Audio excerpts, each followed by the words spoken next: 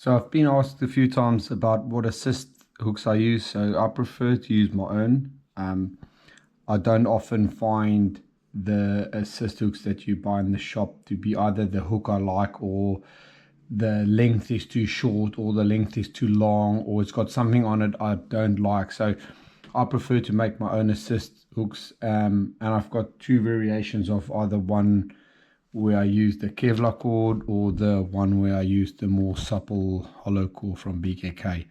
I prefer the Kevlar cord, but it's a bit harder to make the hook. With the more supple one, if you don't put something like heat shrink on, it often creates tangles. So I'm going to show you how I do both. But basically this is all the things you would need to obviously tie the hook. And then obviously the hooks of your choice. The nice thing about making your own is you can choose the type of hooks that you want, and then obviously just make your own. So let's quickly get started in making one. So for making my assist hooks, I cut about 30 centimeters off. So I actually measure them, my measuring tape.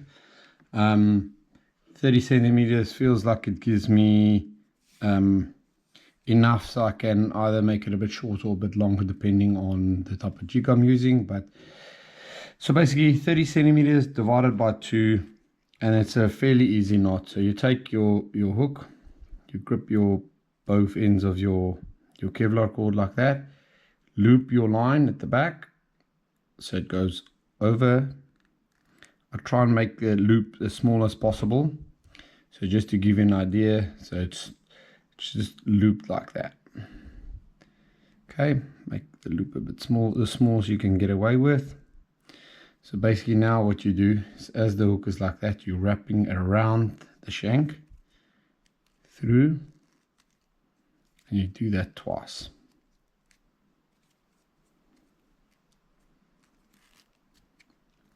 So now the Kevlar cord doesn't slide, so you now need to just try and turn the knot a few times until you start neatening it up a bit.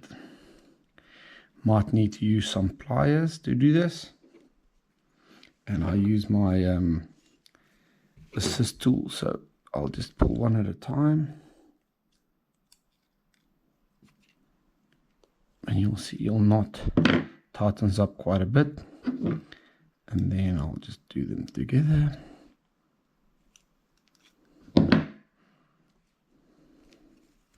So now, as you can see, that's now a pretty tight knot. All you do is you take your tag end, stick it through the eye, again, it's going nowhere. So you can see that's a pretty neat knot, and it's really strong, doesn't slip a lot. Cut the two tag ends off.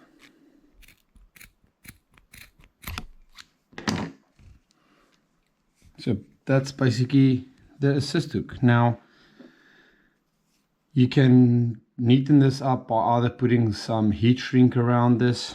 Just bear in mind that's a really big eye, so heat shrinking that is a bit difficult to get the heat shrink over that eye.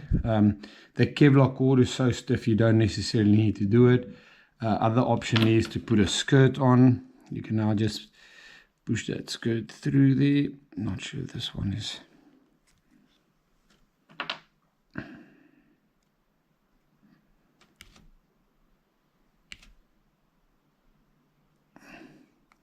So you can put the skirt on over it like this. Put it nice and neat. So you can do that. That's quite a popular one I do, especially just on the Lumo. Don't necessarily use anything else. I try and use it plain without a skirt on, but if you want to put a skirt on to make it neater, that's basically what you do. Then the next step is you need your split ring and your solid ring, and you loop it through. Now when I make my assist hooks, I like it to hang about 1/3 of the jig down. If it's a bit longer, I don't mind it. I just don't like it to be too short. So there we go. Take my pliers.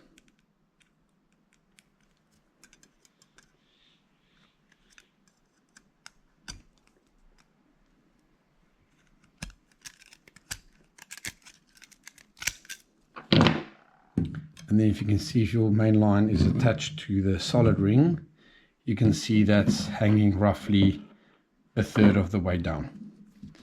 So that's the ideal length for me. So if you look at that, for instance, 1, 2, roughly 3. Like I said, I'll rather have it too long than sitting up at the top here.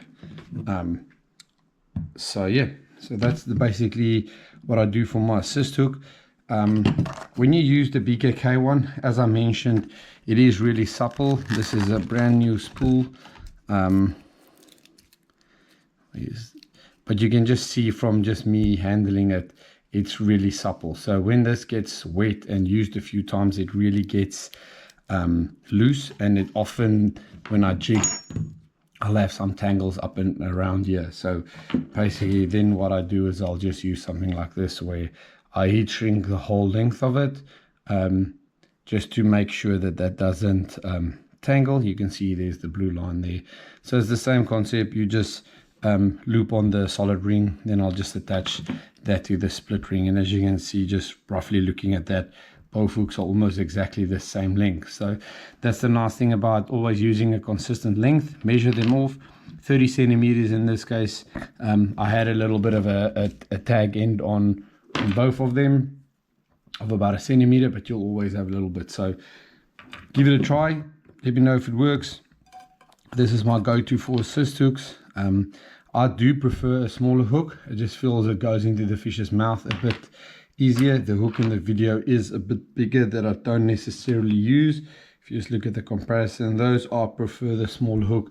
It just feels that the hook goes into the fish's mouth a bit easier, but I have caught many kingies on big hooks, so I'm not saying big hooks won't work. I just, as a personal preference, like to use a hook a little bit smaller. It just feels like it goes into the fish's mouth easier. So if you're not sure how to tie a assist hook, give this one a try. It's the easiest method that I've found, and the hooks are pretty, or the setup's pretty strong. My preferred one is the Kevlar cord, because that knot barely slides on the shank, and it's really stiff and rigid, and it doesn't tangle.